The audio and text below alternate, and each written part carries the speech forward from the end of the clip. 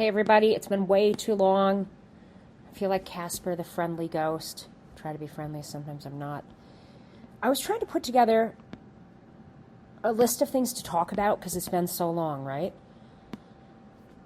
And I actually look at it and I'm like, is this for real? So, I'm kind of a numbers nerd. I like digging into market statistics, that kind of stuff. You should all know that by now. It's kind of my thing.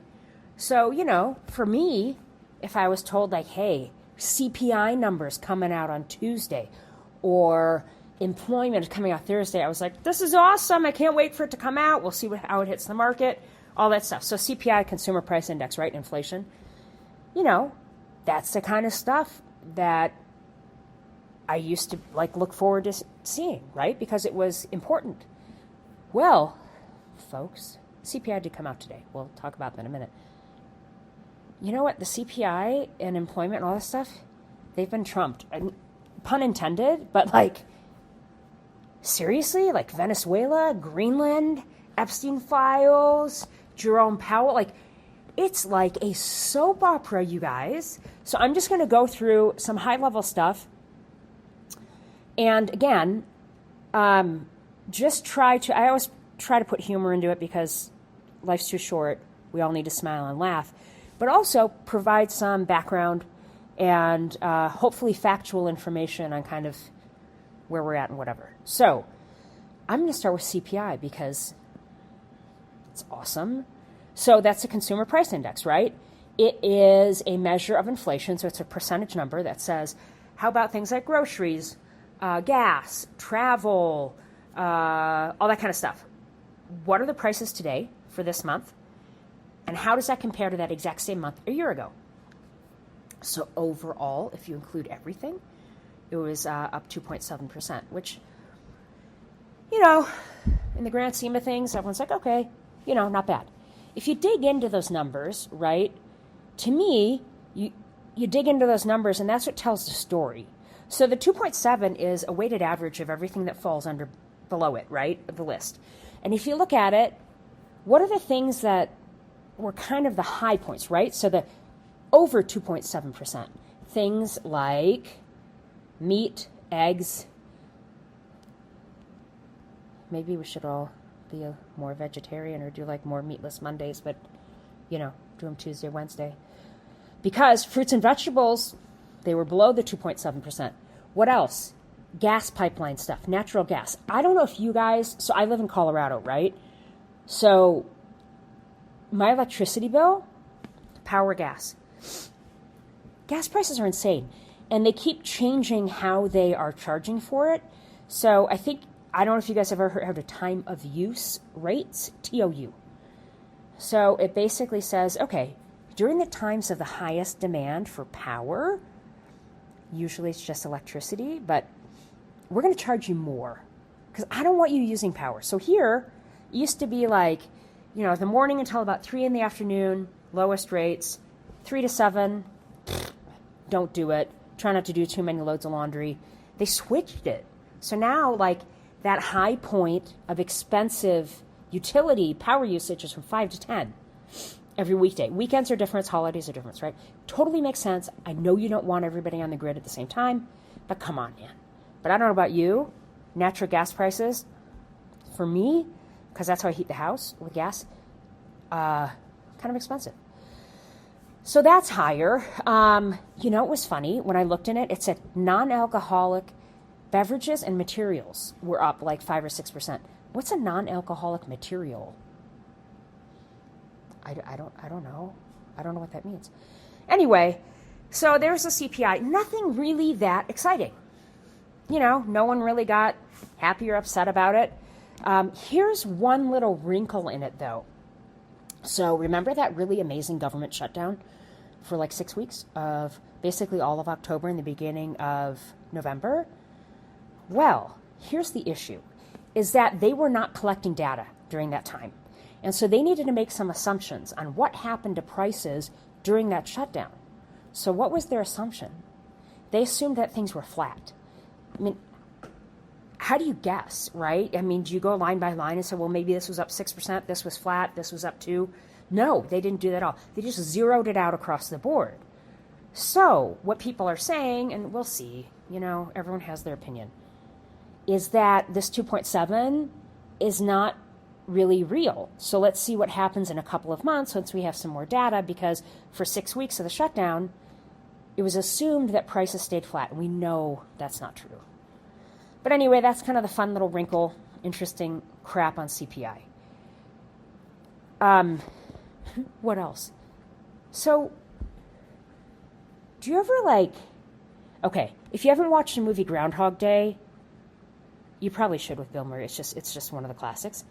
But I feel like we're kind of in Groundhog Day, but instead of the exact same thing happening every day that's monumental, there's something monumental and almost unbelievable that is announced or happens every day that you're like, what? So one of the things I thought about in the new year was we get flooded with news, right? We get flooded with news alerts. So I was like, you know what?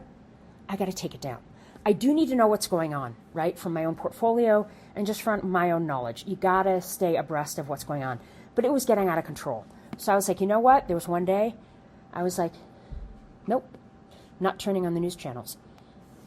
Many of you know I am a gigantic college basketball fan. So I was like, yes, there was a great game. I don't remember which one it was. Turned it on.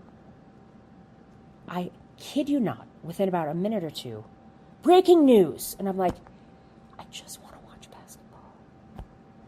United States has captured the president of Venezuela and his wife, and they're on a ship and coming to New York to stand trial. And I'm like, what?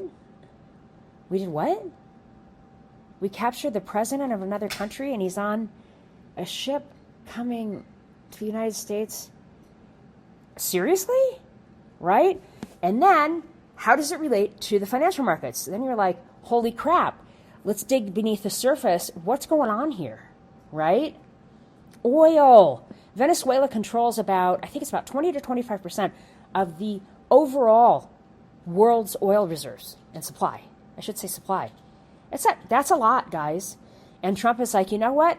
I'm going to control that now. And not only am I going to control it, I am going to let the U.S. oil companies come in, develop it in the right way, sell the oil, and I'm going to skim off the top. I'm going to take some profits. And I'm like, okay. It kind of gets to the point where it's like you start hearing some of these announcements and you're like, I don't believe it, but I do. It's so effing crazy. It's probably true, right? So, yeah. So we'll see what happens there. There's a lot of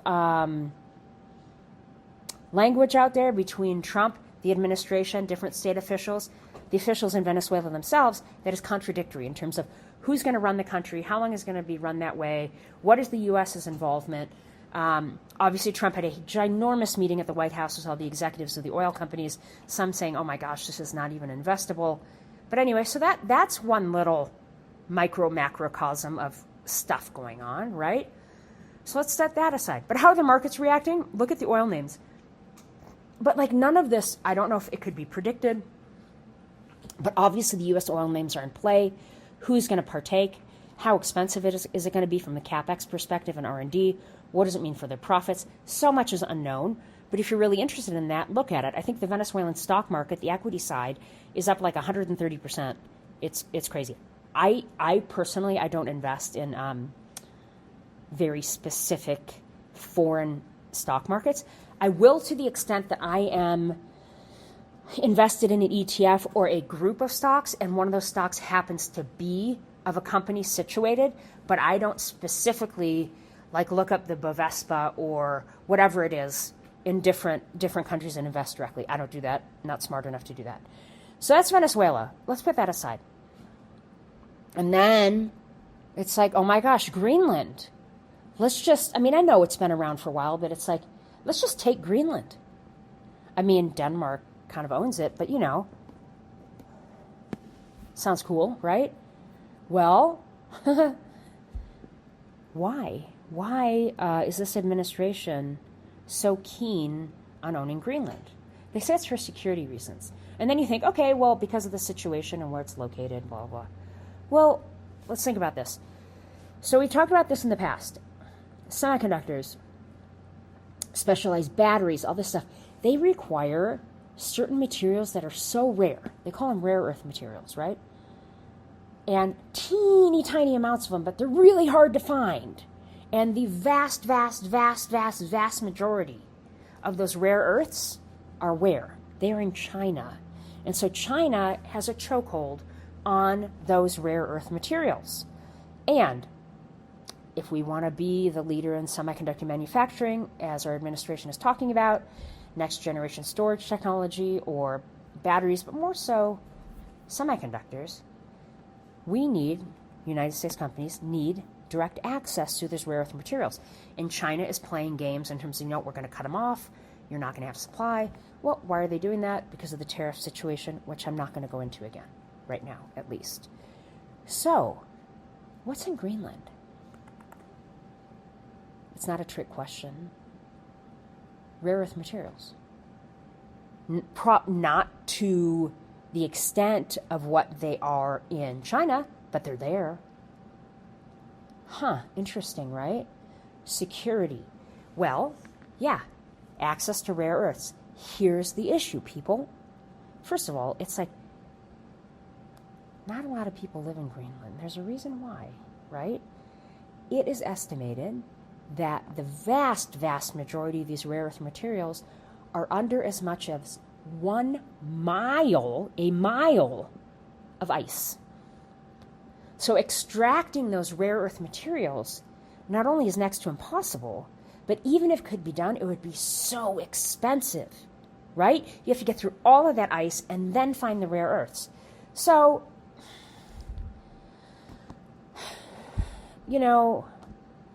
Greenland, we know why now. It's interesting to this administration. Does it make sense? Economically? No. Does it make sense from their security perspective? So we have another outlet or channel, if you will, of supply of rare earths? I mean, I guess.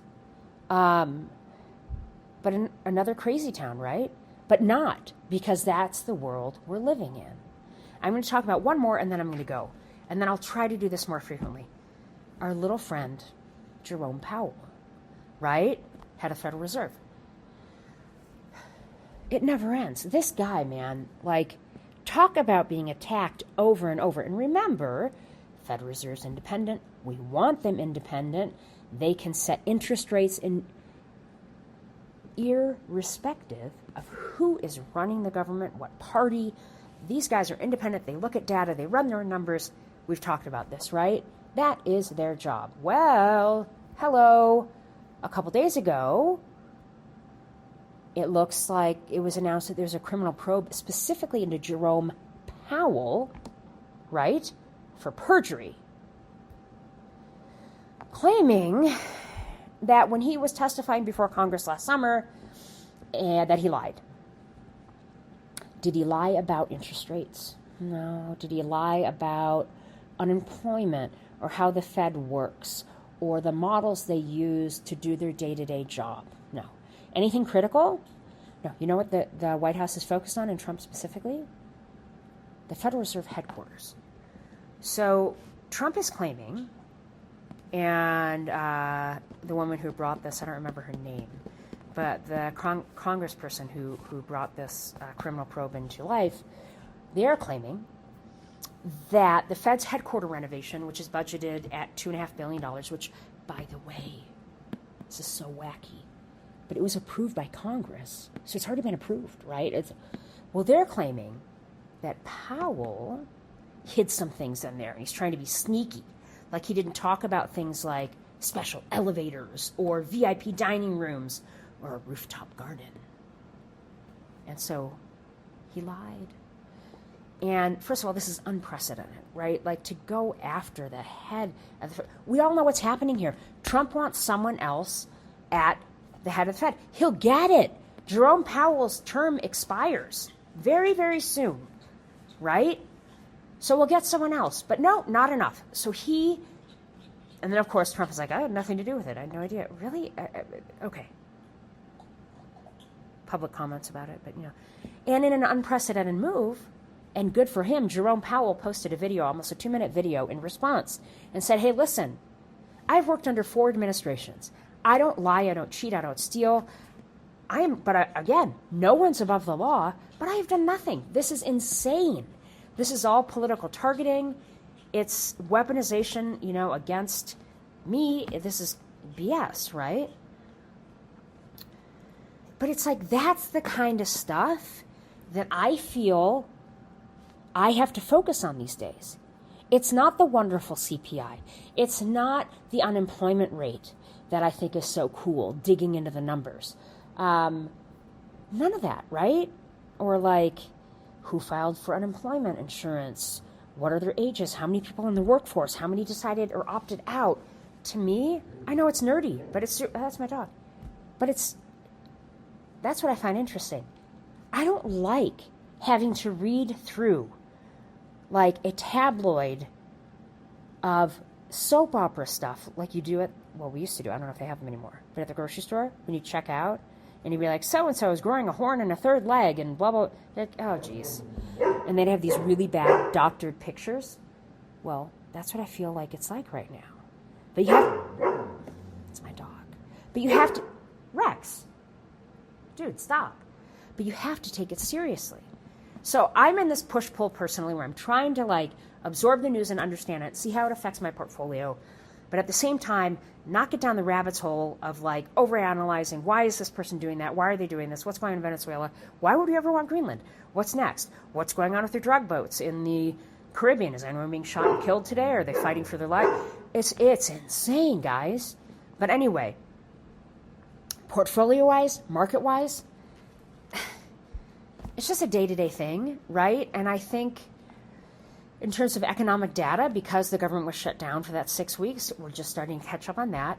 I personally haven't done a lot of trading at the end of the year. The only thing I really did was balance my portfolio for taxes, tried to see the gains and the losses and try to match them if I could.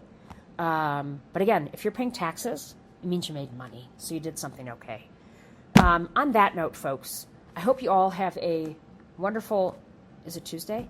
Tuesday. God only knows. I'm going to hang up from this, close it out, and there's going to be something more insane. I'm not even going to guess what it is, because if I guess, it'll be something more insane than what I actually thought. So anyway, pay attention to the news, but don't spiral on it, guys. It's like right now I feel like we're living in a world where sensationalism is the norm, right? ICE raids, different countries that we want to occupy. It's too much. So, take a break. Turn off some of those alerts you have on the phone. And please, good God, unlike people I know, TikTok and YouTube probably aren't the best. And Facebook, right?